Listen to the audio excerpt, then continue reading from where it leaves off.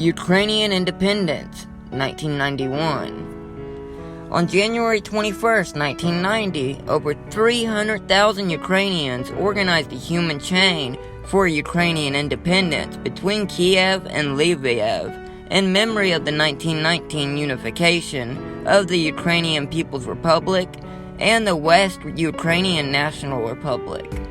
Citizens came out to the streets and highways forming live chains by holding hands in support of unity. Then on July 16, 1990, the new parliament adopted the Declaration of State Sovereignty of Ukraine. This established the principles of the self-determination, democracy, independence, and the priority of Ukrainian law over Soviet law. A month earlier, a similar declaration was adopted by the parliament of the Russian SFSR. This started a period of confrontation with the Central Soviet authorities.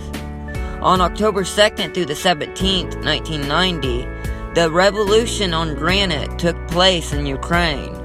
The main purpose of the action was to prevent the signing of a new Union Treaty of the USSR.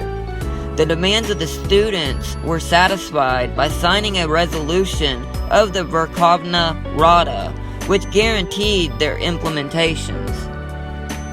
In August 1991, a faction among the communist leaders of the Soviet Union attempted a coup to remove Mikhail Gorbachev and to restore the Communist Party's power.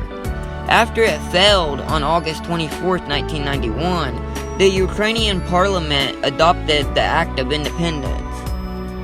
A referendum and the first presidential election took place on December 1, 1991. More than 92% of the electorate expressed their support for the Act of Independence, and they elected the chairman of the parliament, Leonid Kravchuk, as the first president of Ukraine.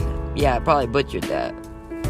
At the meeting in Brest, Belarus, on December 8th, followed by the Alma-Ata meeting on December 21st, the leaders of Belarus, Russia, and Ukraine formally dissolved the Soviet Union and formed the Commonwealth of Independent States, or CIS.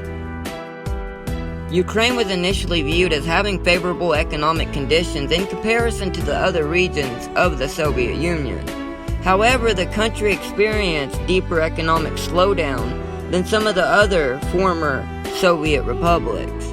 During the recession, Ukraine lost 60% of its GDP from 1991 to 1999 and suffered 5-digit inflation rates.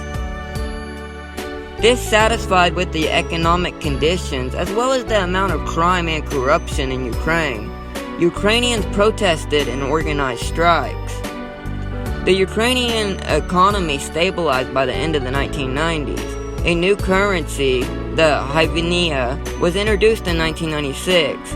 After 2000, the country enjoyed steady real economic growth, averaging about 7% annually. A new constitution of Ukraine was adopted under second president Leonid Kuchma in 1996, which turned Ukraine into a semi-presidential republic and established a stable political system. Ukraine also pursued full nuclear disarmament, giving up the third largest nuclear weapons stockpile in exchange for various assurances. Remember, if it's more interesting, you can find it here. Thanks, guys.